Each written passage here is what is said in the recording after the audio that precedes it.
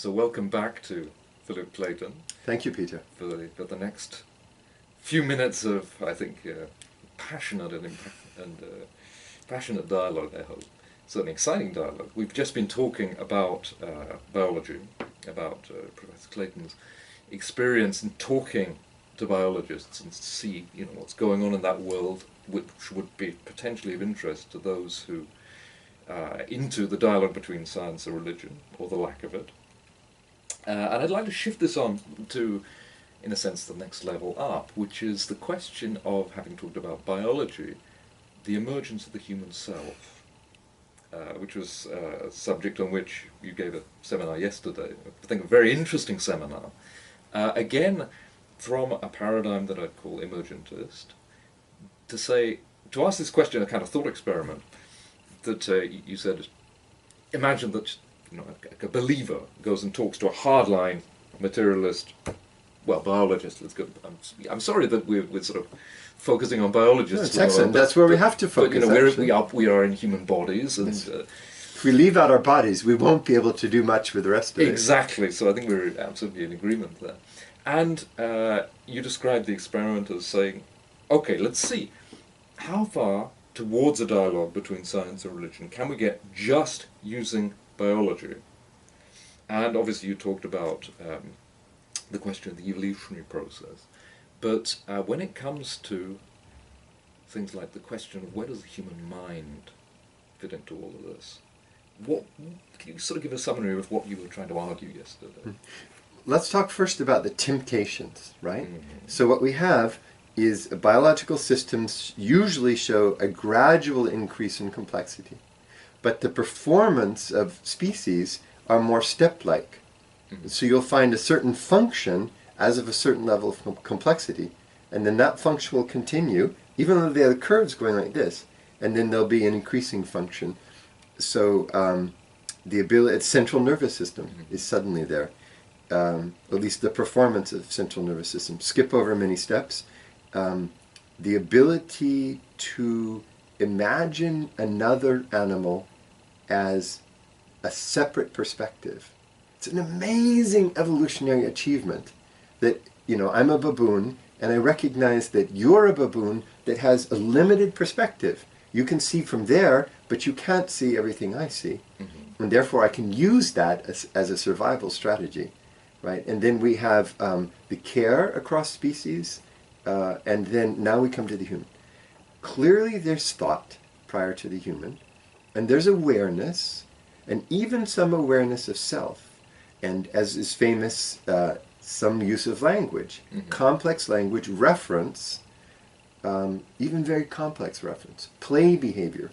But then we say that the human being has capacities that no other animal has, the capacity for self-consciousness, a rather full picture of oneself, sense of the I, which is an amazing achievement, and then rationality, intuition, long-term memory, abstract thought, and complex reference. Right. So here are these characteristics the human seems to have, and the question is, how do we think that from any scientific perspective? And what's the answer that people give you? Thought is a manifestation of complex neural states. So Christoph Koch says if we stimulate one neuron, we have the memory of the grandmother. It's called the grandmother neuron. So specific is memory that it's coded in a single neuron. I take that to be not the normal sense, but distributed processing. So a memory is contained in a variety of neurons.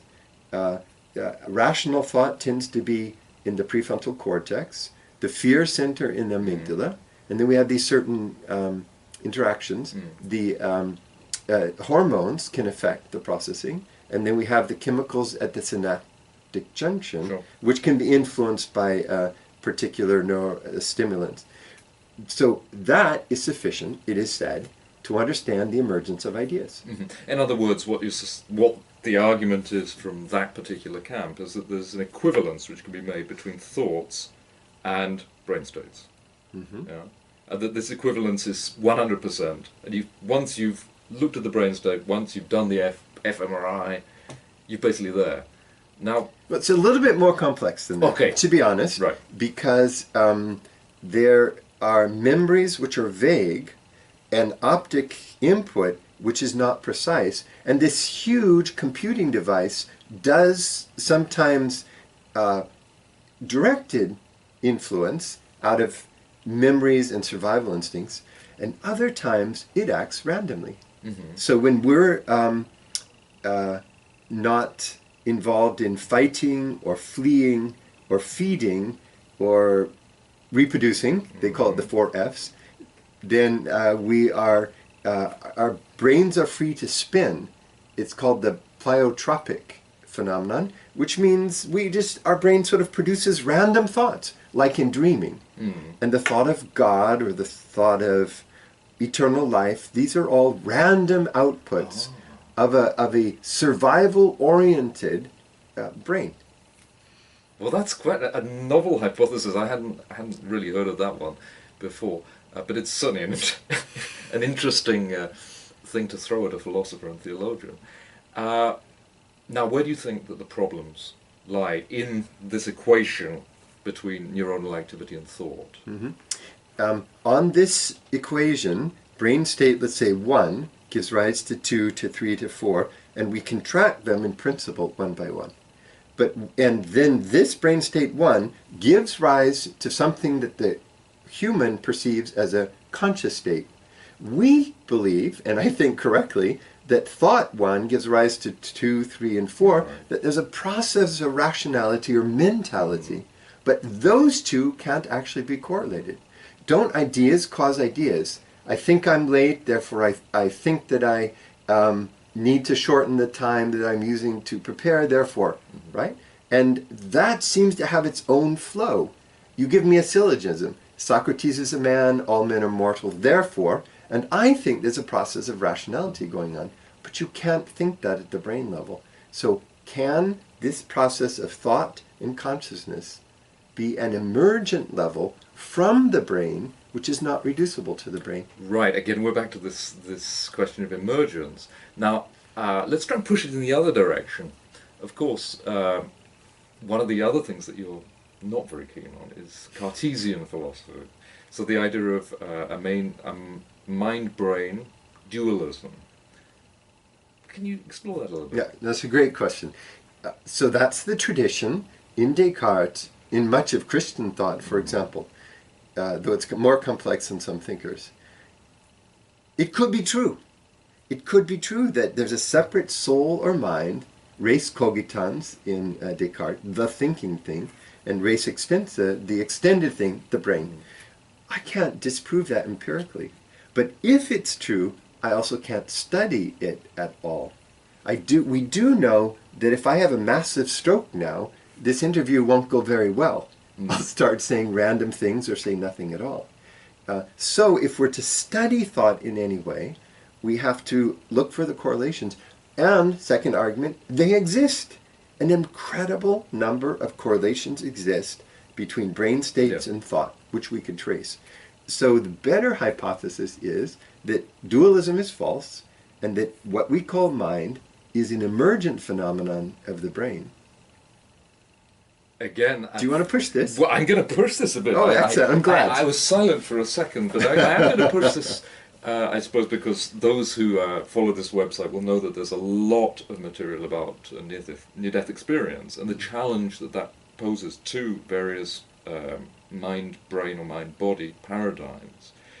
Of course, the claim being, and from a really rather a lot of people, that they've had conscious experience at a time when their brain was offline, which again would imply that the model of consciousness which was put out by people like Henri Bergson or Henry James, whereby consciousness is received by the brain as a kind of receiver rather than produced, comes back into play, particularly because of the informational content of what they're reporting, which I'm going to, in a sense, come out of Go ahead, come my on, position. Come on, let's have you. Which come is on. that while Richard Dawkins with the God helmet and Michael Persinger with the God helmet, etc., could actually simulate by, say, oxygen deprivation, etc., a certain type of experience of sense of unified consciousness, etc.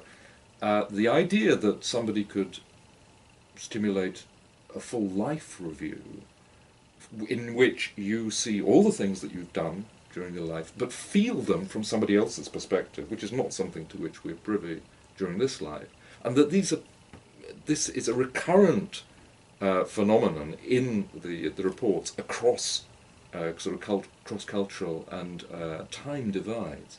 It seems to me that there's, on the level of information, there's a real challenge there, even to the emergentist perspective. So a reductionist has to say no, it's impossible. But since I hold a broader metaphysic as a theist, which includes the existence of pure spirit without body, I have to be open to this possibility. But now it's more difficult for me as an emergentist to think it than the classical dualist. Sure. There's soul, there's body, they're separate. Body dies, soul gets going, right? Manifests itself in a pure way. What I need to do is to say, at some point, the process of empirical emergence stops. And so what I would say is there's a point when the brain ceases functioning. I have to be open to the existence of pure spirit and work downward from there. Maybe there are angels, and then maybe there's an emergence of mind. For example, one often has the sense after death that an individual is still with them. That could be a projection on their part. It could be that there's a real presence. Now, what's interesting for me as an emergentist is to say that as the brain ceases, or as we reach the limits of time or space or science, something else can kick in, something motivated by a metaphysic and not by science. And the really important area in near-death experiences is to try to understand that transition. But in a single sentence, I want to say that as the realm of science ends, you move into a place of mystery, of the unknown transition, if you will. And after that, it's possible to see, well, I would call it eternal life with God. Which is leaving, I suppose, leaving a space for a modified or chastened dualism, in a way, or a redefined dualism. I think that what's come out very strongly from the whole area of neuroscience, I have a personal interest in this because my father's a neuroscientist. Working on MRI has been part of his professional life, is that obviously the correlations are very close, and also the modifications to consciousness that you can bring about by injecting something into somebody's system. So I'm influenced by the analytic philosopher Stuart Hackett, and Hackett holds the position that the self or soul develops over time over the course of time. I think it's John Hick in his early work seeks of the soul, development of the soul making arguments, actually theodicy. So I would say that the development of the soul across time, of the self across time, is one of the, if I may, the intentions of God, the purposes of our life. But at some point then, it shackles off that mortal coil, as Shakespeare says, and then it's able to live in its sort of pure spiritual state. And the greatest mystery, perhaps, for humankind is that time of transition. Because one world gives way, also a biblical idea, and another one emerges. But I said emerges, emerges. But there does seem to be some continuity, which I think, again, would work not that badly with an emergentist paradigm, in that the personality, which is tied up clearly with genetics and with people's sort of mental equipment, seems to remain in, even when the brain is offline, which would seem to suggest that the pure dualist position is not going to work. That's brilliant. Exactly that. I mean, that's the reason why I would say that. It's funny that when I write books, I'll write with the physics or the biology, and then I'll begin to introduce these thoughts. And my scientist friends will say, good, this is good, this is good. And then they'll always say, I stopped reading at page 129. Nothing after that you said made sense. And I actually think that that's a proof that we're in the right area. Because those who would say, I deny the rest of the emergence story, Right. should get off the boat at that point. And those who are open to it should say, now I understand. And out of that position, I think, comes this understanding of spiritual evolution. And finally, if I may, the evolution of the soul in that state where it's able to be directly with God, not mediated by a physical body. Well, I mean, that's obviously a fascinating subject which we're not going to have time to explore now. But I would like to just raise the question, which is, in a sense, underlying a lot of this kind of discussion that I've heard, is the problem of vocabulary. Clearly, the question not of just of mind and brain, but of mind and spirit. That obviously there are traditions in which, for example, Pentecostals would not equate those two at all. And a lot of people would say, well, neither is St. Paul, he'd said that the soul, in the sense of psyche, or nous, is not psyche and nous are not the same things in the New Testament. Yes. And but pneuma is something else. It is something else again. It's something else again. And what would you say, and again I'm just going to put out a hypothesis, that we can have an emergentist account of psyche with no problem. In fact, there are very good reasons to have an emergentist account of that. But an emergentist account of pneuma, that's a different question altogether. That's a very difficult question. For me, we should not try to answer that question from the beginning if we are involved in the science and religion debate.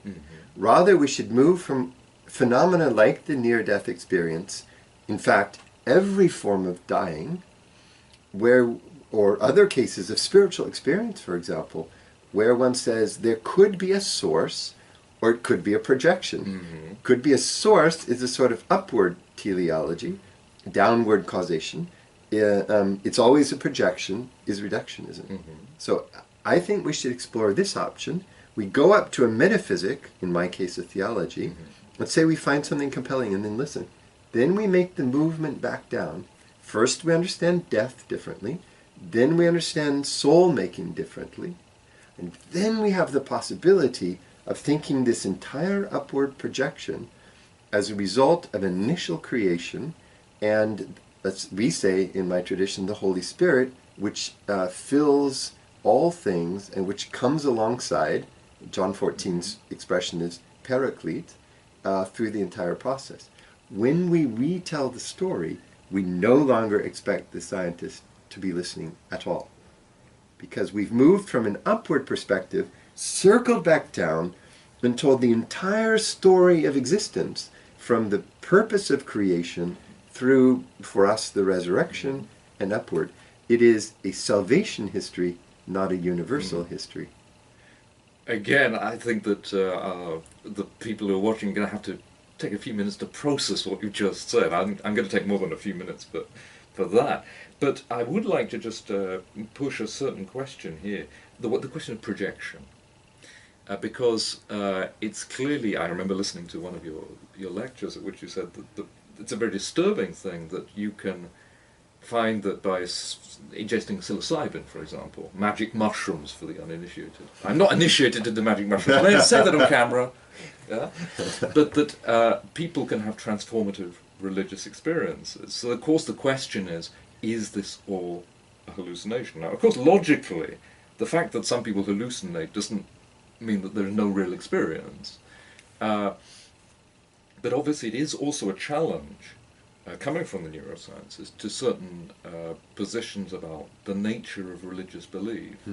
So are you still as disturbed by that as when you put it out in your lecture? No, actually. I think that there are two ways to understand it. One, we need the notion of the person. So if you're a reductionist, there's no such thing as the person as such. But without introducing the notion of spirit, I can understand the person as a whole, who's engaged in social relationships and in a constant reforming of who he is, or how she understands herself.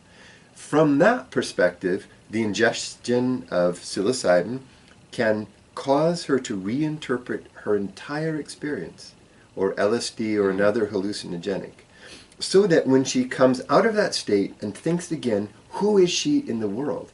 She sees it with a different perspective. The other route is spirit. So we believe mostly that the manifestation of spirit comes through physical states. So a person in meditation, Eastern tradition, or in prayer, or in a worship community, has to understand that partially through the state of her body. She's prepared, she's awake, Sure. she's open, she's entered into the spirit of prayer or meditation, say through what we call Lectio Divina, and then she becomes open to the Spirit of God. Both of those involves a physiological element. Why should we be surprised? As a Christian, I might say that's simply how we're designed. Fascinating. Thank you very much. Thank you, Peter.